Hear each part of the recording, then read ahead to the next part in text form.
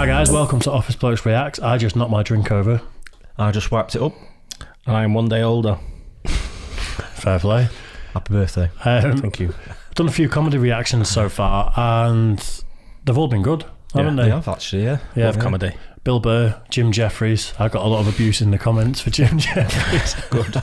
Just a bit. Yeah, it's all right, I can take it.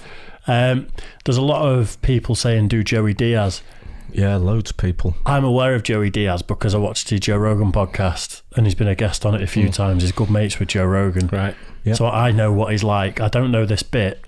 I've only seen him on podcast. I've not seen his actual stand-up, but what I do know is he's a bit of a savage. He's a bit of an animal. I like the sound of that. I like the sound of it. I think he's New Jersey as well. Yeah. So I think I've heard the name, but it doesn't spring to mind. Yeah. The only reason I'd heard of him is because of all the requests, and that's it. First I've heard of him. Yeah. So, well, if you look at this, Joey Diaz mugs a hooker and burns her wig. So I think you can guess the way this is going to go. So yeah, we'll get into it. If you did request Joey Diaz, thanks, we appreciate it. Please give a warm welcome for Mr. Joey Coco Diaz.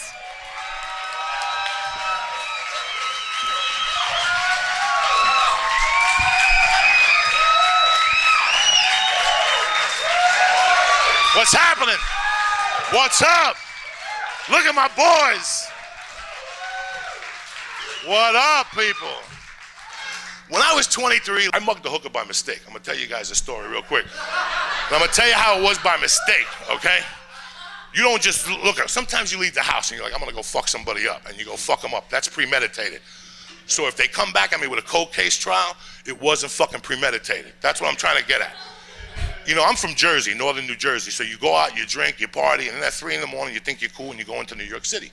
That's what you do. That's what you do. You go get a steak or Chinese food in Chinatown.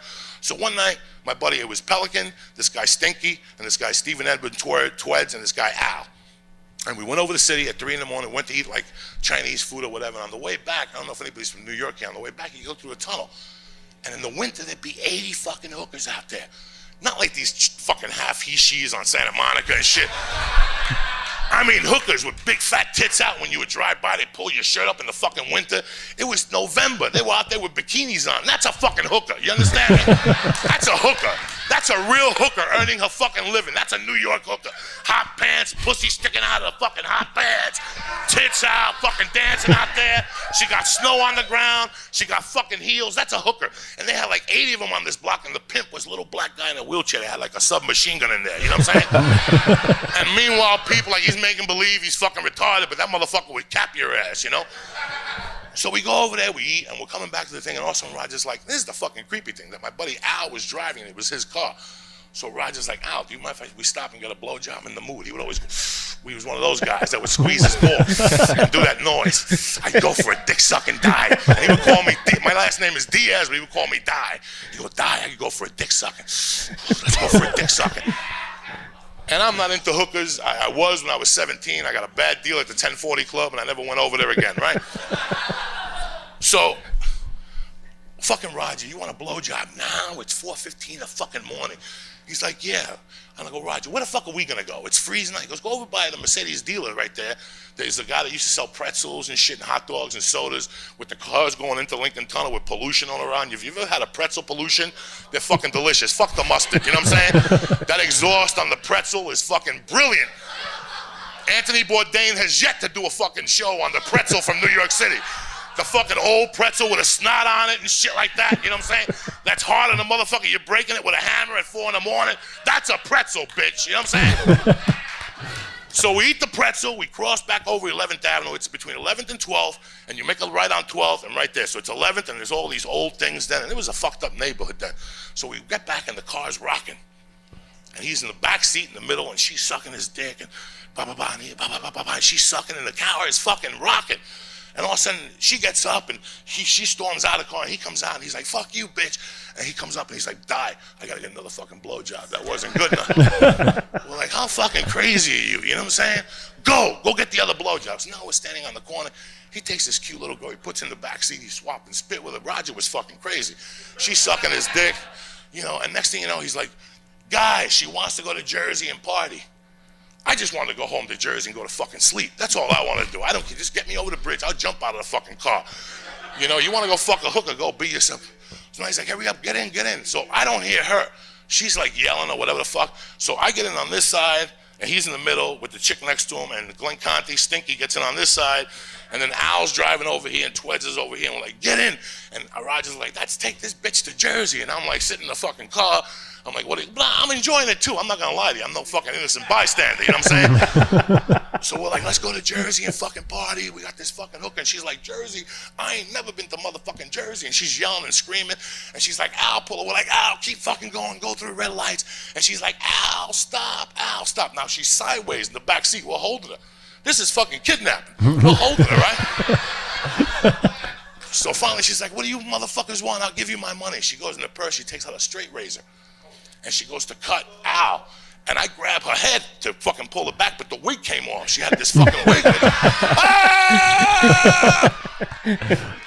thought her head came off, but the wig came off. And then I see my friend Glenn Conti just do a fucking punch and get her like in the neck. And she's like, ow.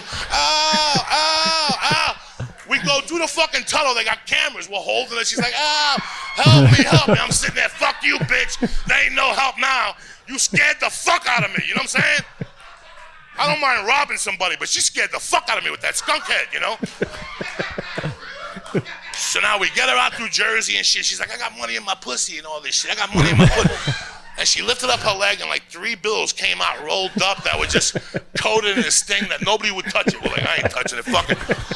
So we're like, what the fuck we're gonna take her? What we're gonna take her? And we were crazy. We're gonna take her to Roger's house. She's like, no, my parents are still up. We're like, fuck it, let's take her somewhere, Roger. We can't. And she's like, I got your motherfucking license plates and all this shit. So we take her to Fairview Cemetery. We take her to the cemetery. Everybody's out there fucking freezing and shit. And she's like, I got your motherfucking license. We want to know you don't, bitch.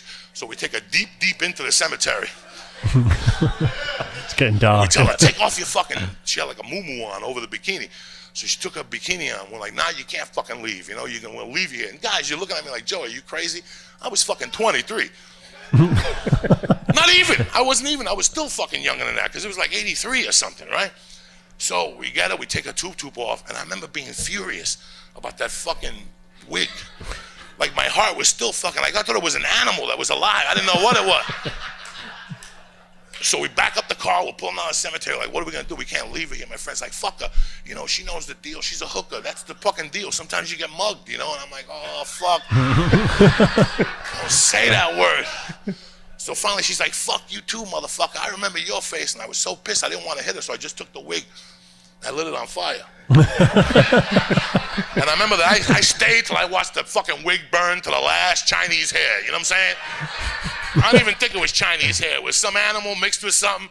That wig, and I stayed there and looked at that wig and looked at her like, I got you, bitch. And we left her there, and I never forgot about it. It was like a bad fucking thing that was tucked away. Deep, deep, deep. That's why I did drugs all those years, dipping away that story. But then you stop doing drugs, and all of a sudden you're in bed with your mask on. You, oh fuck! I mugged a hooker in '80 fucking 3.